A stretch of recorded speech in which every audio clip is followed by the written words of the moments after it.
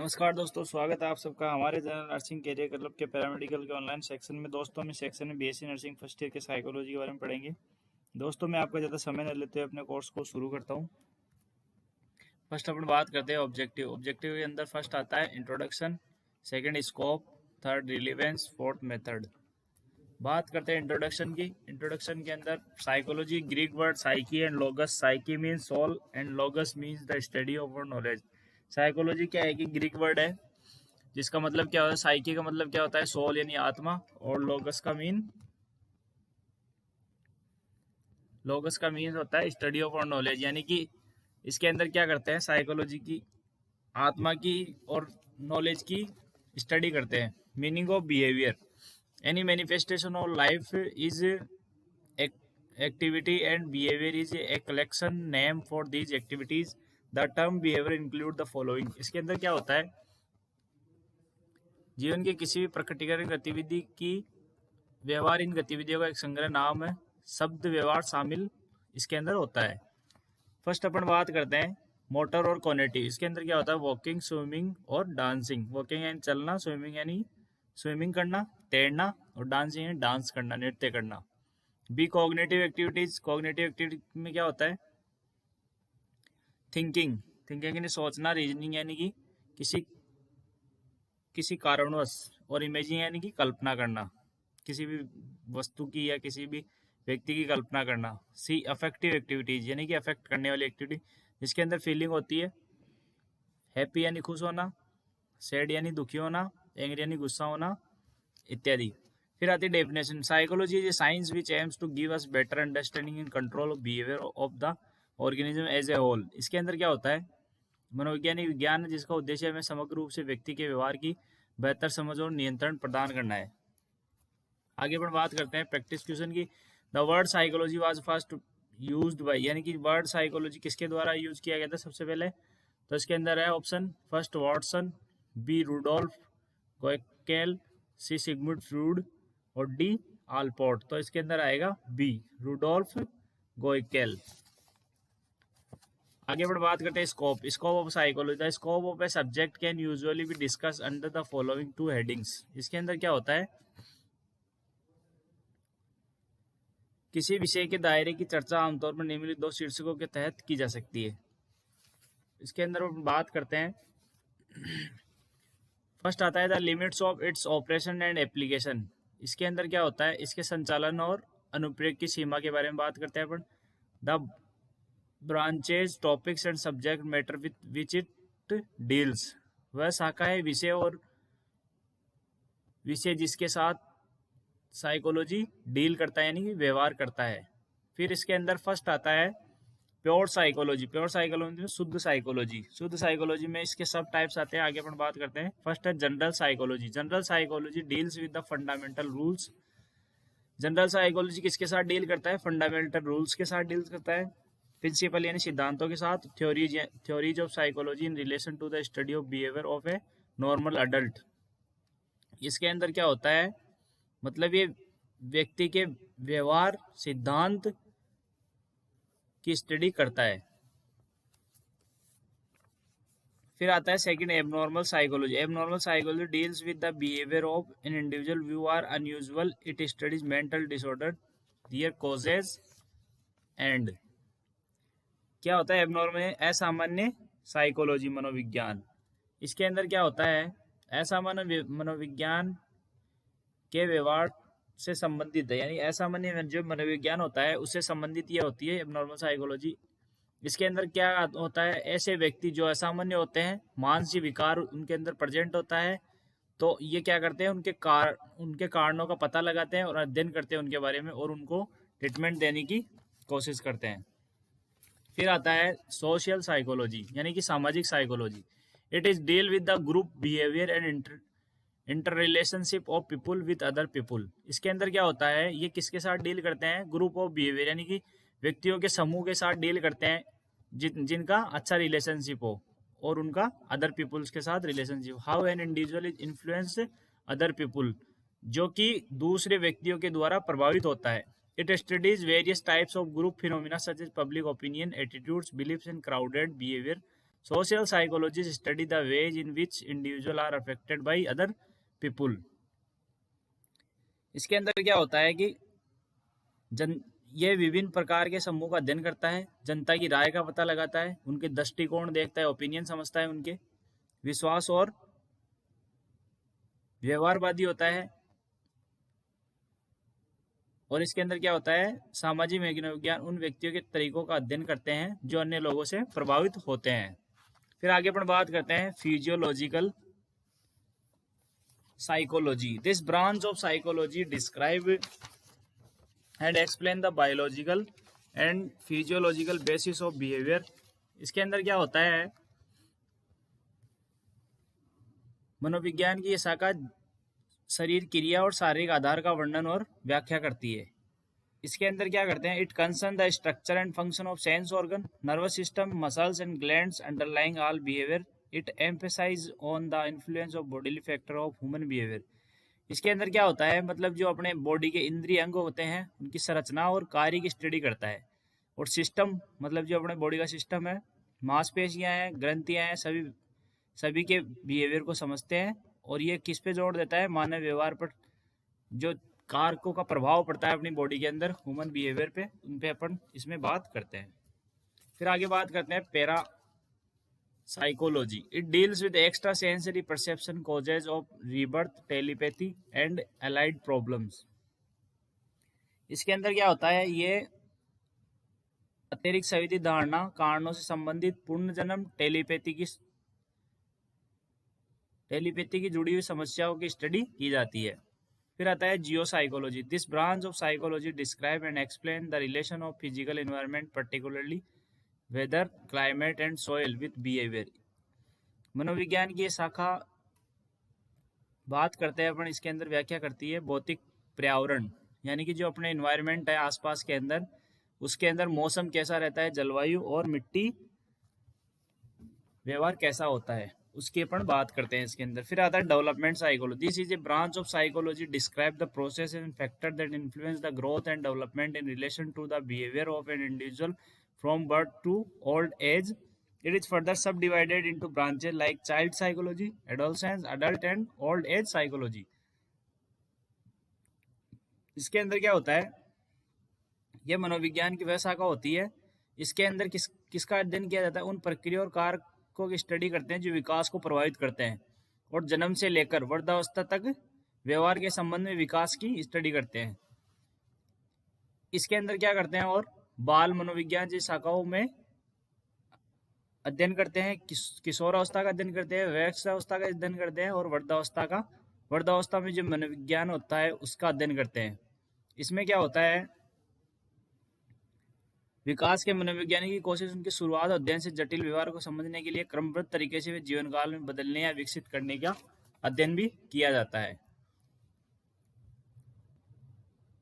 Development psychologist try to understand complex behaviour by studying their beginning and the orderly ways in which they change or develop or life span.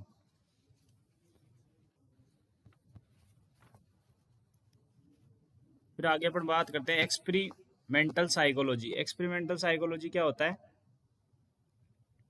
This branch of psychology studies the ways and means of carrying out psychological experiment by using scientific method.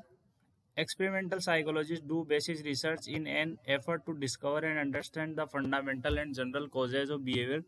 They study basic processes such as learning, memory, sensation, perception and behavior.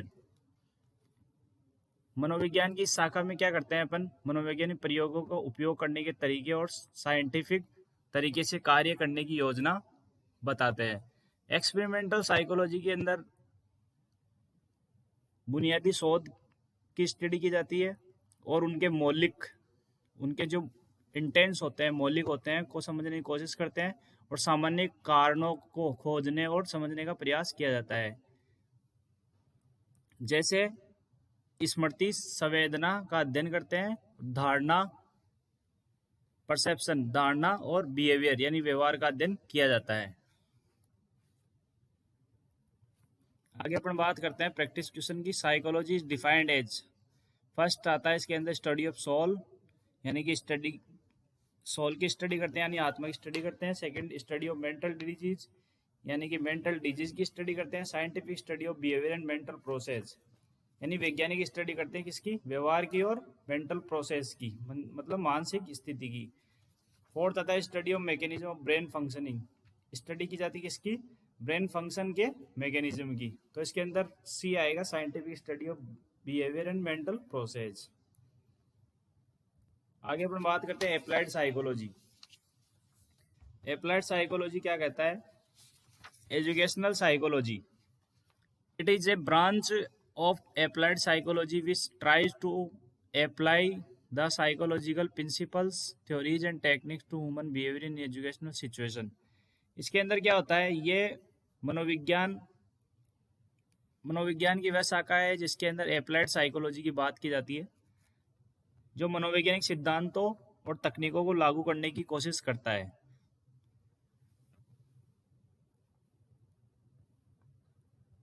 आगे अपन बात करते हैं subject matter of this branch cover psychological ways and means of improving all aspect of the teaching learning process. Educational psychologist are most often involved in the increase in efficiency of learning in school by applying psychologist knowledge about learning and motivation.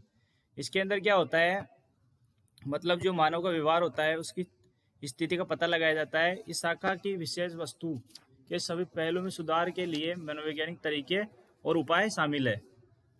इसके अंदर क्या होता है, educational psychology शिक्षाविद मनोवैज्ञानिक सबसे अधिक बार शामिल होते हैं। मनोविज्ञान को लागू करने, स्किल में सीखने दक्षता में वृद्धि और सीखने और प्रेरणा के बारे में स्टडी करते हैं। फिर आता है clinical psychology, this is the largest sub field of psychology. This branch of applied psychology describes the causes of mental illness, abnormal behavior of patient and suggest treatment and effective adjustment of the affected person in society। इसके अंदर क्या होता है, ये मनोविज्ञान का सबसे बड़ा उपक्षेत्र होता है।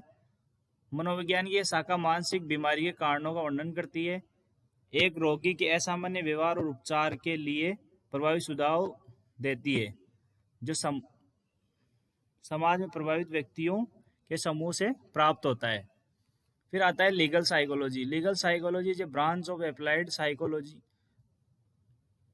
फिर आता है industrial psychology, this branch of applied psychology tries to seek application of the psychology principle theories and techniques for the study of human behaviour and relation in industrial environment. इसके अंदर क्या होता है, औद्योगिक यानी फैक्ट्रियोली साइकोलॉजी। अनुप्रयुक्त मनोविज्ञान की यह शाखा क्या करती है, इस शाखा के अंदर क्या होता है, औद्योगिक लोगों की कामकाज के प्रति सिद्धांत मानव व्यवहार की स्टडी की जाती है। फिर आती है लीगल यानी कानूनी मनोविज्ञान, legal psychology is a branch of applied psychology which try to study the behaviour of person like clients, criminal, witness etc.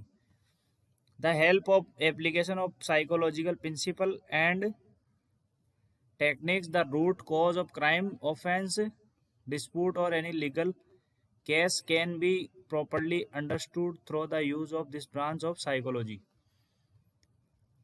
इसके अंदर क्या होता है, कानूनी मनोविज्ञान की शाखा होती है जो क्लाइंट जैसे व्यक्ति के व्यवहार का अध्ययन करने की कोशिश करती है। मनोविज्ञान सिद्धांत के आधार पर यह आपराधिक गवाह और लोगों की मदद और अपराध, विवाद या किसी भी कानूनी मामले के मूल कारण को जानने की कोशिश करता है।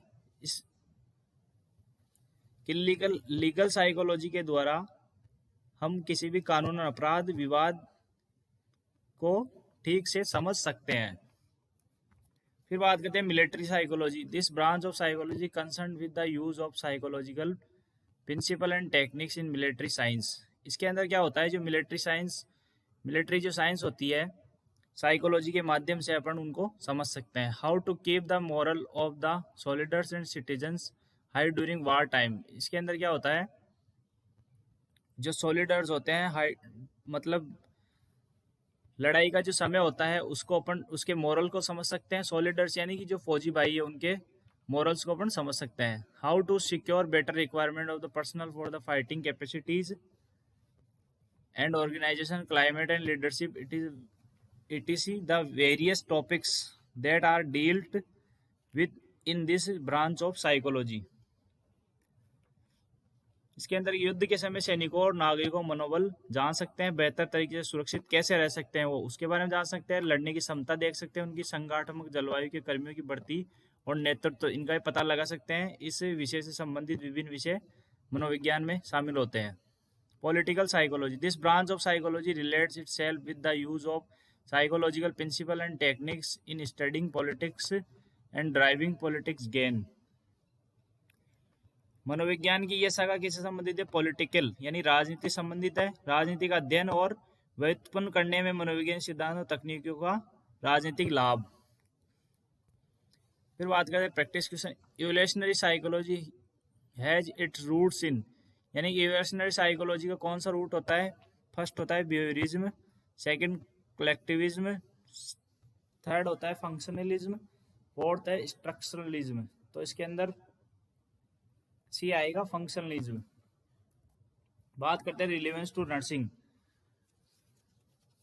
नर्सिंग के लिए प्रासंगिकता।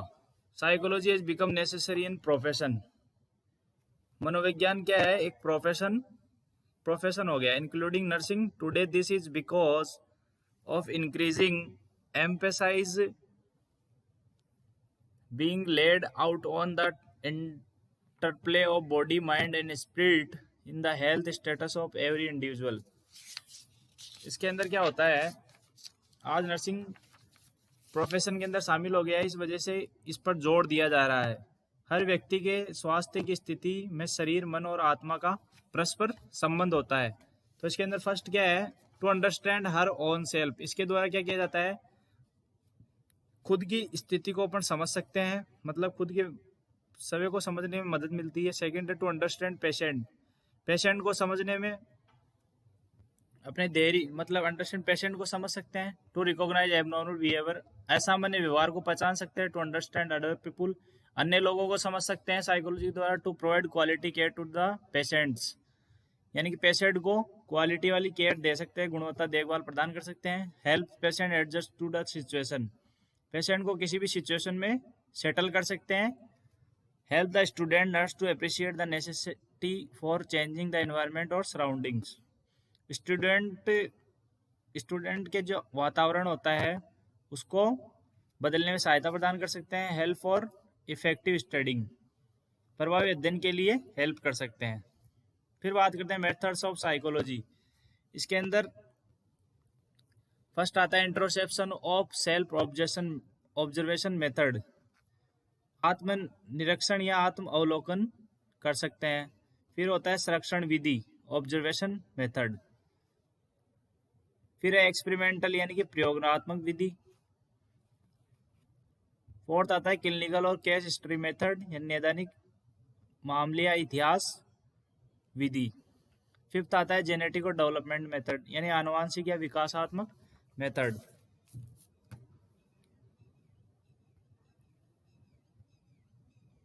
थैंक यू दोस्तों, कैसा लगा हमारा वीडियो हमें कमेंट बॉक्स में लिखकर जरूर बताएं। और हाँ दोस्तों, अभी तक हमारे चैनल को सब्सक्राइब नहीं किया तो हमारे चैनल को जरूर सब्सक्राइब करें और हाँ लाइक और सब्सक्राइब करना ना भूलें। हम फिर मिलेंगे एक नए वीडियो के साथ, तब तक के लिए धन्यवाद।